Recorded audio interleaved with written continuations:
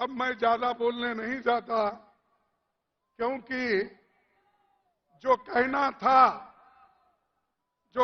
था वो राहुल गांधी जी ने पूरी बात आपके सामने रखी। और मैं यहां जो आया हूं कि 139वें स्थापना दिवस पर कांग्रेस के अध्यक्ष के नाते कांग्रेस का झंडा फहराने के लिए आया हूं। ये नागपुर इतना पवित्र स्थल है जहां गांधी जी, डॉक्टर बाबा साहब अम्बेडकर, ये सभी लोग यहां पर देश के लिए काम किए, समाज के लिए काम किए और सामाजिक न्याय के लिए वो लड़े हैं। ऐसे एक पवित्र स्थान पर हम आए हैं और हमको ये लगता है कि अगर कोई देश के लोग प्रेरणा ले सकते हैं, वो सिर्फ नागपुर से ले सकते हैं। नागपुर एक क्रांतिकारों की भूमि है। इसी भूमि पर बाबा साहब अम्बेडकर ने लाखों लोगों को अपने विचारधारा में लाया और उनको सभी को एक सामाजिक न्याय दिलाया। महात्मा गांधी जी भी वर्धा और यहां पर कम से कम 2600 दिन यहां पर उन्होंने गुजारा है। करीब 7 साल उन्होंने मेहनत की। देश को आजादी दिलाने के लिए उनका काम यहां बहुत बड़ा है। देश के कोने कोने से लोग यहां आकर उनका सलाह लेते थे और देश को आजादी दिलाने के लिए क्या करना, इस विचारधारा का यहां पर बात होती थी। लेकिन भाइयों, यहां दो है, एक प्रोग्रेसिव यानी प्रगति पर विचारधारा डॉक्टर अंबेडकर की है और दूसरे तरफ हमारे पीछे आरएसएस का बंगला है, क्योंकि आरएसएस भी जो पैदा हुई यहीं से हुई और आज यही आरएसएस देश को बर्बाद कर रही है। मोदी आरएसएस का झंडा लेके आगे जा रहे हैं और उसके पीछे आरएसएस है। इसीलिए आप सोचना चाहिए, आपकी बड़ी जवाबदारी है। जब तक आप नहीं उठेंगे तब तक ये जो समानता का एक झंडा है ये आप नहीं फहरा सकते हैं। तो भाइयों, मैं यहां से इतना सबको विनती करूंगा कि पिछले 10 साल में देश में भाजपा और राष्ट्रीय स्वयंसेवक ये देश को तंग कर रहे हैं और ये जो संघ की सरकार है, अगर इसको नहीं रोक सके तो देश बर्बादी की ओर जाएगा और लोकतंत्र खत्म हो जाएगी। देश का संविधान जो बाबा साहब अम्बेडकर और पंडित जवाहरलाल नेहरू जी ने मिलकर बनाया वो भी खत्म हो जाएगा। जिस देश में वोटिंग का अधिकार नहीं था, वो वोटिंग का अधिकार संविधान आने के बाद ही हुआ। महिलाओं को, पुरुषों को, युवाओं को और आज जो 18 साल के युवा भी जो वोटिंग कर रहे हैं वो राजीव गांधी की देन है। ऐसे चीजें कांग्रेस पार्टी ही कर सकती है, दूसरा कोई नहीं कर सकता। बाकी के लोग सिर्फ अपना संपत्ति कैसा बढ़ा लेना, संपत्ति को कैसा बचाना और संपत्ति को और 10 गुना करना, ये उनका काम है। लोग ये कहते हैं और बार बार मोदी जी और उनके लोग देश की प्रगति हो गई, हम आने के बाद देश आगे बढ़ रहा है। अरे भाई, क्या आजादी 2014 में ही मिली है? क्या मोदी आने के बाद आपको आजादी मिली है? मोदी आने के बाद ही आपके स्कूल खुल गए हैं। मोदी आने के बाद भी रेल चल रहा है। मोदी आने के बाद भी मेडिकल कॉलेज चल रहे हैं। अरे मोदी, ये तो सब मिलने के बाद वो आज उस गति पे बैठे हैं। मेरे को लिख के भेजे हैं, थोड़ा मैं मराठी में बोलूं।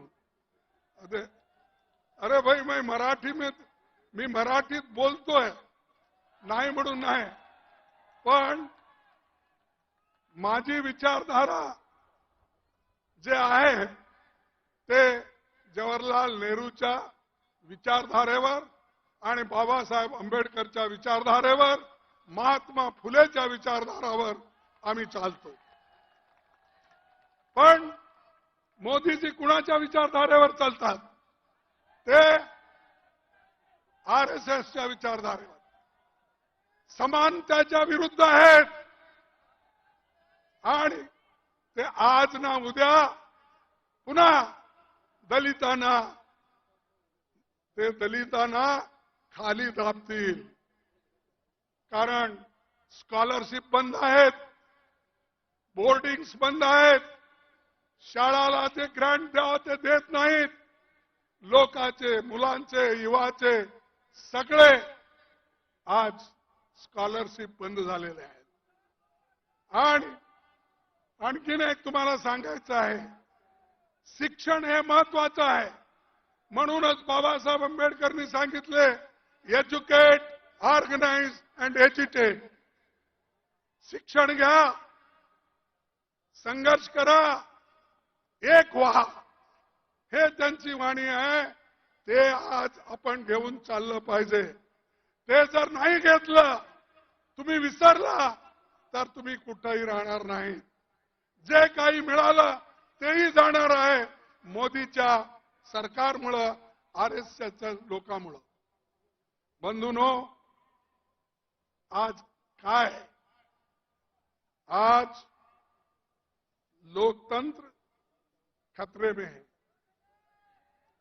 आज इतने इन्फ्लेशन, एवढा प्राइस राईज आहे, किंमत एवढे वाढलेत अवश्य वस्तूचे, ते सगळे आकाशला म्हणजे आकाशपर्यंत पोहोचलेले आहेत।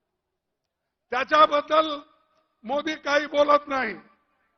त्याच्यानंतर रोजगार, अनएम्प्लॉयमेंट इतका आहे, देशात 30 लाख नोकऱ्या खाली आहेत। पण 30 लाख नोकऱ्या खाली असताना सुद्धा मोदी ते भरत नाही।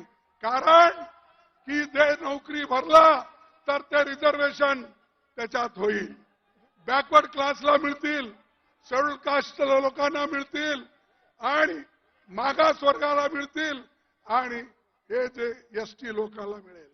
म्हणून ते 30 लाख वेकेन्सी जे सरकारमध्ये खाली आहेत ते भरत नाही। आणि 8-10 हजार कुठं रिक्रुटमेंट केलं तर त्याचे जे हे आहेत नोकरीचे पट्टे तेच वाढतात। अरे आमच्या काळात डेप्टी सेक्रेटरी, अंडर सेक्रेटरी, कोणीतरी सेक्शन ऑफिसर पोस्ट ऑफिसने पाठवत होता नोकरीचे हे पत्र। आता मोदी साहेब स्वतः स्टेजवर येऊन ते फर्स्ट डिव्हिजन, सेकंड डिव्हिजनचे डॉक्युमेंट ते देतात। तुम्ही विचार करा, एक मनुष्य इतका खाली जातोय म्हणजे ते देशाला फार वाईट आहे। ते मी आता म्हणणं योग्य नाही, कारण दुसरा काही शब्द बोललो की आमचं एवढं केलेलं सगळं मातीत जातंय। म्हणून मी त्याला आता छेडत नाही। दुसरा केव्हा तरी वेळ आली तर मी बोलतो। आज गरीब आणि श्रीमंतामध्ये फार आज हे झालेलं आहे। गरीब अति गरीब होत आहे, श्रीमंत अति श्रीमंत होत आहे। अरे या देशात आम्ही जेव्हा सरकार सोडली त्यावेळेला केवळ 5 लाख करोड रुपये आम्ही कर्ज सोडून गेलो होतो. पण आज मोदींनी देशावर 200 लाख कोटी रुपये कर्ज आज त्यांनी केलेलं आहे. 2 लाख करोड्स म्हणजे 200 लाख कोटी रुपये आमच्यावर कर्ज त्यांनी ठेवलंय आणि म्हणतोय सब ठीक है, सब खुशहाल है, हमने बहुत लोगों को आगे बढ़ाया. क्या आगे बढ़ाया? 200 लाख तो आपने कर्जा रखा और जो सहुलतें मिल रही थी वो सब एक एक होकर आप काट रहे हो और जो इरिगेशन प्रोजेक्ट अपने थे वो भी काट रहे हो. म्हणजे प्रत्येक गोष्टीत ते लोक आज बजेट कमी करायचं आणि शेवटली सांगायचं की मी हे केलो ते केलो. अरे बाप, तुम्ही मणिपूरमध्ये ते लोक मरू लागलेत, तिथं अनेक स्त्रियांचं रेप होऊ लागलंय आणि लहान मुलं मरू लागलेत. तिथं मोदी जात नाहीत. कुठं जातोय? इनॉग्रेट करण्यासाठी अहमदाबादला डायमंड हाऊसला जातोय. मोदी कुठे जातात की त्यांना जे पाहिजे पार्लमेंट सोडून त्यांनी लखनौमध्ये राहतात. अरे, एकीकडे पार्लमेंट आहे चाललेलं आहे, दुसरीकडे प्राईम मिनिस्टर होम मिनिस्टर हे बाहेर फिरतात. हे काय कुठंतरी असं होतंय? पार्लमेंट कशासाठी बोलवतात? आम्ही एमपीज कशासाठी जातो? की लोकांचे मुद्दे तिथं ठेवण्यासाठी. लोक आता काय अनएम्प्लॉयमेंट आहे, बेरोजगारी जे आहे, तसंच जे इन्फ्लेशन आहे, हे सगळ्या गोष्टी आणि आपल्या किसानांचं फार्मर्सचं हे प्रश्न तिथं ठेवण्यासाठी आम्ही जातो. पण तिथं प्रधानमंत्री पायच ठेवला नाही, राज्यसभेत तरी पाय ठेवला नाही, मला वाटतंय लोकसभेमध्ये सुद्धा पाय ते ठेवलेच नाही. म्हणजे एवढी घृणा लोकसभेबद्दल राज्यसभेबद्दल आहे. आणि त्यांनी आम्हाला डेमोक्रेसी शिकवतोय. अरे, डेमोक्रेसी प्रकार तुम्ही आत येत नाही आणि जे लोक पार्लमेंटमध्ये येऊन जे गॅस सोडले, वरून उडून आले, ते कसं आले, कोण आणलं? आज मी सांगतो तुम्हाला, एक बीजेपीचा एमपी त्यांना साईन करून दिला होता आणि त्याच्यामुळं ते सगळं झालं. पण ते एक एमपीला रक्षण करण्यासाठी, त्या एक एमपीला वाचवण्यासाठी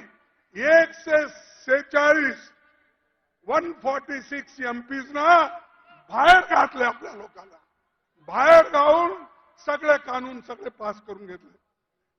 हे क्या लोकतंत्र आहे? हे प्रजातंत्र आहे? नाही. नाही तर तुम्हाला त्यांना लेसन शिकवावं लागतंय, धडे शिकवावं लागतंय. तुम्ही जर त्यांना धडा नाही शिकवला, पुन्हा हेच करणार तो. हे आता जसं आपले राहुल गांधीजी सांगितले, इंडिया अलायन्स हे एक होऊन बीजेपीच्या विरुद्ध आम्ही फाईट करणार आहोत. आणि इंडिया अलायन्स एक झालं तर बीजेपी कुठंही तुम्हाला दिसणार नाही, अशी शक्ती या इंडिया अलायन्स मध्ये आहे. पण त्याला कसं खतम करावं, आमच्यामध्ये कसं डिवाइड करायचं, ते त्यांनी सुरू केलंय. आतापासून काय काय करता मंत्र मला माहित नाही, कारण हैदराबादमध्ये एक स्पीच मी त्यांचा ऐकला. जर रेवंत रेड्डीने काहीतरी एक भाषण केला, त्यावेळेला त्यानं सांगितलं, राजस्थानमध्ये त्यांनी सांगितलं, जर तिथला गहलोत हा जादूगार आहे तर मी चमत्कार करणारा माणूस, असं त्यांनी सांगितलं. म्हणजे त्यांनी सगळ्यांना कोणत्याही रीतीनं दाबून ठेवण्याचं काम करतोय, खोटं बोलतोय. आणि त्याच्यासारखं खोटं बोलणारा माणूस कुठेही तुम्हाला मिळणार नाही. काय केलं त्यांनी सांगितलं तुम्हाला 2-2 कोटी नोकरी प्रतिवर्ष देतो म्हणला की नाही? मग मिळाले? कसं मिळत नाही हो? का तो प्रधानमंत्री आहे, खोटं बोलतोय? 15 लाख रुपये तुम्हाला देतो म्हणला, दिला नाही? दिला. मग का प्रधानमंत्री खोटं बोलतोय का आम्ही सांगणारे खोटं बोलतोय? आणि हेच पार्लमेंटमध्ये असं सांगतोय. आता पुन्हा एक नवीन चमत्कार करू लागलाय. आता सगळं सोडून, काम सोडून, लोकांचे कठीणाई सोडून, आमच्या किसानचे मुद्दे सोडून, अनएम्प्लॉयमेंटचे मुद्दे सोडून आता सगळं देवाकडे लागलाय. देवाकडे लागून ह्या इलेक्शन मध्ये ते सगळं एक एक करून भजन करत तुमच्याकडे येईल. तर बंधूंनो, तुम्ही त्या कशालाही बघू नका. देशासाठी, देश वाचवण्यासाठी तुम्हाला इंडियाला महत्व द्यायचं आहे. देशाला वाचवणं, संविधानाला वाचवणं, लोकतंत्राला वाचवणं हे तुमचं आधी कर्तव्य आहे. हे जर उरलं किंवा याला तुम्ही जर वाचवलं तर सगळं वाचतंय. त्यासाठी मी जास्त बोलत नाही, कारण यांच्या काळात मी जास्त सांगत नाही. आणि मीडियाच्या लोकांना सांगितलं, सर राहुल जी, इनको पाप कहने से कुछ नहीं होता. ये मीडिया के लोग जो है ना, ये काम करने वाले हैं. इनके पीछे जो है ना, उनको पकड़ना पड़ता हमको. इनके पीछे जो कॉरपोरेट कंपनीज है, ये तो पाप मजदूर है, सैलरी लेने वाले हैं. नहीं तो उन्होंने अगर रिपोर्टिंग ठीक नहीं करे तो दूसरे दिन निकाल देते हैं. तो वो डर के वो मालिक जो बोलता वही लिखते हैं. तो इसीलिए हमको यही कहना है कि यहां करके कॉरपोरेट कंपनियां, अमीर लोग जो कांग्रेस को खत्म करने के लिए मोदी को सपोर्ट कर रहे हैं, मोदी को फंड दे रहे हैं, उसके तरफ हमको देखना है. तो इससे मैं ज्यादा सवाल नहीं उठाता हूं. हम जो तेलंगाना में जीते, जरा हमारा हौसला बढ़ा. कर्नाटक जीते, ये सब हमने जीते. लेकिन एक 2-3 स्टेट में हमको थोड़ा धक्का लगा है. और वो धक्का लगने से आप मायूस होने की जरूरत नहीं. हिम्मत रखो, हम लड़ेंगे, किसको डरेंगे नहीं. डरने का सवाल नहीं. अरे ऐसे ब्रिटिशरों को हमने भगाया है, क्या मोदी को डरेंगे? क्या बीजेपी को डरेंगे? क्या आरएसएस को डरेंगे? अरे वो लोग तो डर के ब्रिटिश के गवर्नमेंट में काम करते थे. वो लोग डर के उनके साथ दोस्ती की है. ये डर के माफी नामा मांग लिए. तो ये लोग डरपोक है. ऐसे लोगों के खिलाफ लड़ना, आप तो बहादुर लोग हैं.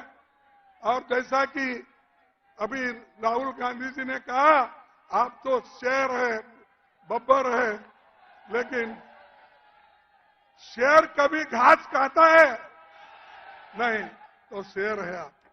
तो इसलिए भाइयों, मैं ज्यादा चीजें आपके सामने नहीं रखना चाहता. जो चीजें पार्लियामेंट में भी घटे, और आज हमको ब्लेम करते हैं, मोदी ये ब्लेम करते हैं कि कांग्रेस वाले, अपोजिशन वाले पार्लियामेंट में नहीं आ रहे. अरे पार्लियामेंट के बाहर निकालने वाले ये आप हो. हमको बात करने के लिए नहीं देते. हमने सिर्फ इतना ही पूछा, जो 2-4 लोग अंदर आ गए, वो कैसा आए, क्यों आए, उसके पीछे कौन है। अगर उसके जगह आज बीजेपी के एमपी के बजाय कांग्रेस का एमपी अगर कोई होता तो हमको कलंकित करते थे, बदनाम करते थे। लेकिन ये लोग एक एमपी को बचाने के लिए 140, 147 लोगों को इन्होंने बाहर डाला। ठीक है, हम लड़ेंगे और लड़ते रहेंगे। उसके बाद में जितने काले कानून जो हमारे लोगों के खिलाफ है, वो क्रिमिनल लॉ हो या दूसरा, वो ब्रिटिशर का नाम बोल के ये कर रहे हैं।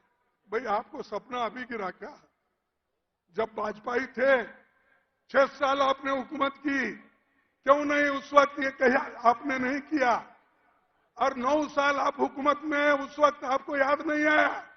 अब इलेक्शन आ रहे, कुछ ना कुछ करना आप करते जा रहे हो, लेकिन लोग इसको स्वीकार नहीं करेंगे। लोग याला स्वीकार करणार नाही। हे नुसतं माणूस खोटं बोलणार आहे आणि किती दिवस असं खोटं बोलेल। आणि लोक, मी ते नांदेडमध्ये एकदा सांगितलं होतं, त्यांचं तत्व काय? खोटं बोला पण रेटून बोला। असं म्हणजे बोलो, झूठ बोलो, दबा के बोलो, ये मोदी का है। और हमेशा ये वो कहते हैं, अगर कोई भी वायदा करते हैं वो वायदे का उन्होंने बार बार जिक्र करते थे। फिर थोड़े दिन के बाद वो कहते थे कि ये जो हमारी बात है वो चुनाव में बोले, ये कहते थे। इसीलिए मैं एक मुद्दा आपके सामने रख रहा हूं। आने वाले चुनाव में हमारे को इंडिया अलायंस को या कांग्रेस पार्टी को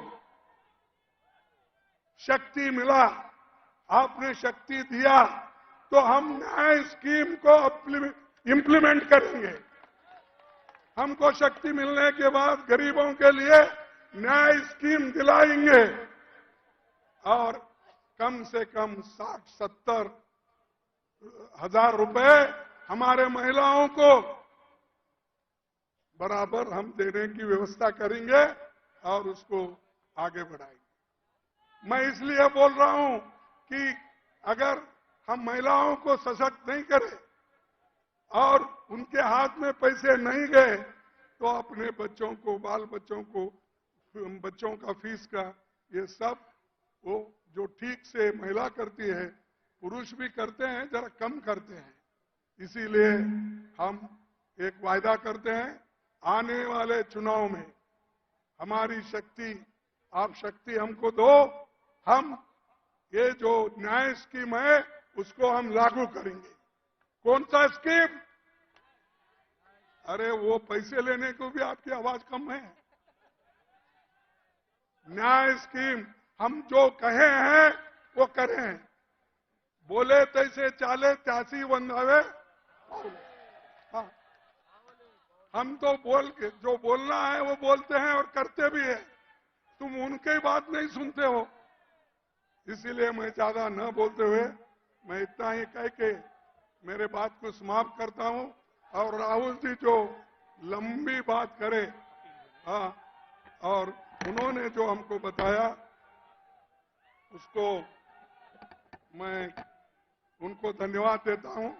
और एक अपील करता हूं, साथियों, 139 साल पुरानी कांग्रेस पार्टी का बहुमत गौरवशाली इतिहास है। आप लोग और आपके पूर्वज तमाम ऐतिहासिक घटनाओं के साक्षी रहे हैं। इस मौके पर मैं देश भर के कांग्रेस जनों से अपील करता हूं कि वे पार्टी से जुड़े विभिन्न भाषाओं के पुराने साहित्य, फोटो, महत्वपूर्ण नेताओं के पत्र और ऐतिहासिक दस्तावेज को पार्टी के दिल्ली हेडक्वार्टर में स्कैन करके भेजें। उनको वेरीफाई करके चुनिंदा दस्तावेजों को हम कांग्रेस के आर्काइव में रखेंगे। जिनसे दस्तावेज मिलेंगे उनका नाम भी लिखेंगे। ये इतिहास के पन्नों में जाएगा। जो भी आपके पास कांग्रेस के बारे में लिखे हुए कागज है, जो महात्मा गांधी जी के हो, पंडित जवाहरलाल नेहरू जी के हो, वल्लभ भाई पटेल के हो, अब्दुल कलाम आजाद के हो, किसके भी हो, जैसा कि यहां पर 3 तो हमारे अधिवेशन हो गए और फैजपुर जो वहां पर भी एक नेहरू जी के नेतृत्व में फैजपुर में भी एक अधिवेशन हुआ। उस अधिवेशन में जो आंखों देखी हालात उस वक्त के जो लिखा पड़ी है, अगर किसी के पास भी है तो आप हमको भेज दीजिए, ताकि हम कांग्रेस ऑफिस में जो हमारा नया बिल्डिंग बन रहा है उसमें रखेंगे। आगे आने वाले बच्चों को एक मार्गदर्शन होगा। इतना कहते हुए मेरे बात को समाप्त करता हूं। जय हिंद। और नए साल का आप सबको मुबारक शुभकामनाएं हो। और आखिरी में यही कहूंगा कि आप एक होकर काम करेंगे और गरीबों को बचाएंगे। जय हिंद, जय हिंद, जय हिंद। ये सामने के लोग पहले बहुत पुकारते थे, अब कम हो गया। जय कांग्रेस, जय कांग्रेस, जय कांग्रेस। आप सभी को धन्यवाद और जय भीम।